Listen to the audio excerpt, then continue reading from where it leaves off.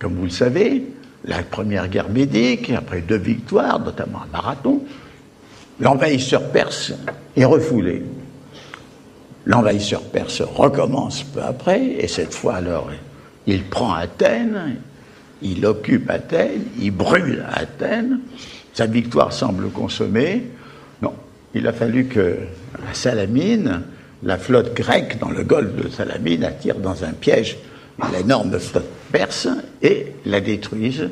Et par 2 fois, l'inattendu est arrivé, la petite cité d'Athènes a survécu, d'où du reste une conséquence absolument inattendue, la naissance de la démocratie et la naissance de la philosophie. Mais essayons de nous mettre dans l'esprit de l'époque qui, en 1914, aurait pu se douter qu'un attentat commis à Sarajevo par un nationaliste serbe sur archiduc d'Autriche, puisque la Bosnie-Herzégovine était sous protectorat de l'Empire autrichien, qui aurait prévu que par une série de faits, cet ultimatum autrichien à la Serbie, mobilisation de la Russie, mobilisation de l'Allemagne, enfin, que tout ceci aurait conduit à la Première Guerre mondiale, avec ses millions de victimes et toutes ses conséquences inattendues, dont la révolution soviétique. Qui aurait pu penser qu'un petit parti marginal comme le parti bolchevique aurait fait en octobre 17 une révolution du reste contraire à sa doctrine, puisque la doctrine marxiste disait qu'il faut d'abord faire la révolution bourgeoise pour que se développe le prolétariat et ensuite une révolution prolétarienne.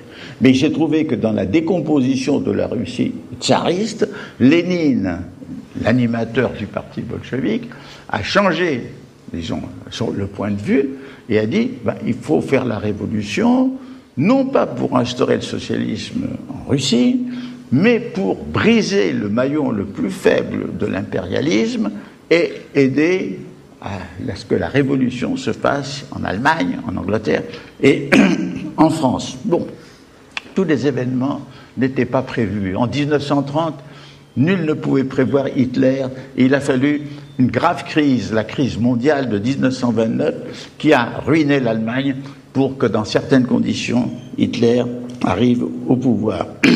Et puis, il y a aussi un événement très, très inattendu, que j'ai vécu indirectement, c'est qu'en 1941, après que les armées allemandes qui ont fait une offensive en Union soviétique soient arrivées aux portes de Leningrad et de Moscou, d'où du reste le gouvernement est parti, voici que cette armée allemande, qui semble avoir la victoire, qui a culbuté les armées soviétiques, qui a fait des millions de prisonniers, se trouve immobilisée et congelée par l'arrivée d'un hiver extrêmement précoce. Et pourquoi se trouve-t-elle immobilisée et congelée ? C'est parce que Hitler, qui avait prévu d'attaquer l'Union soviétique en mai 1941, a retardé son attaque en juin, le 21 juin. Et pourquoi donc ? Parce que Mussolini, le dictateur italien qui avait lancé ses troupes contre la Grèce, s'est trouvé culbuté par l'armée grecque et a appelé Hitler à son secours.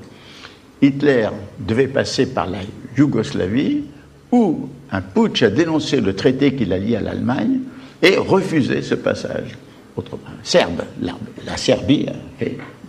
Et on peut dire que donc l'armée allemande a mis 1 mois pour liquider la résistance serbe.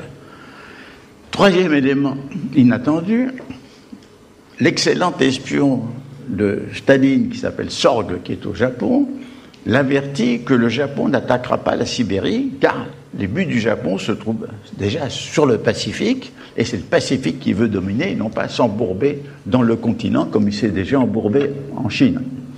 Ce qui permet à Staline de divertir du front d'Extrême-Orient des troupes extrêmement fraîches, c'est le cas de le dire, et de les mettre sur le front de Moscou. Et voilà donc le 7 décembre 1941, se déclenche l'offensive dirigée par Zhukov, qui va dégager Moscou et refouler les Allemands de 200-300 km. Et le lendemain, le Japon attaque Pearl Harbor et met les États-Unis dans la guerre. Ce qui fait que le probable est devenu improbable et l'improbable est devenu probable. Et c'est ainsi, en quelque sorte, que nous pouvons voir que l'histoire est, comme le dit Euripide, c'est le théâtre où l'imprévu arrive. Et bien entendu, l'implosion de l'URSS en 89 était très peu prévue, de même que la guerre du Golfe, la guerre de Yougoslavie, etc. Le 11 septembre, bien entendu. Autrement dit, ce qui vaut pour le passé vaut aussi pour l'avenir. C'est le philosophe tchèque Patočka qui a écrit « Le devenir est désormais problématisé. Nul ne sait non seulement ce que sera 2008, 2007, mais je dirais le mois prochain, peut-être même la semaine qui vient. » Et voici dans lesquelles sa situation, dans lesquelles nous devons affronter les incertitudes. Alors, bien entendu, la loi du progrès, la nécessité historique du progrès, elle s'est effondrée. C'est-à-dire, ce qui s'est effondré, c'est le mythe du progrès, mais non pas les possibilités de progrès. Mais nous savons que les possibilités de progrès, non seulement demandent une grande conscience, une grande volonté, mais les progrès ne sont jamais irréversibles. Ils doivent être toujours régénérés. Alors, voici donc, le futur est absolument incertain. Dans les anciennes sociétés, il y avait un temps cyclique, tout recommençait. Et puis, à partir dans le monde occidental, l'idée de progrès a apporté un temps linéaire, un temps d'amélioration. Aujourd'hui, nous devons rejeter ces deux temps déterministes et dans le fond, la prise de conscience de cette incertitude du futur est un grand progrès de la connaissance et de la conscience.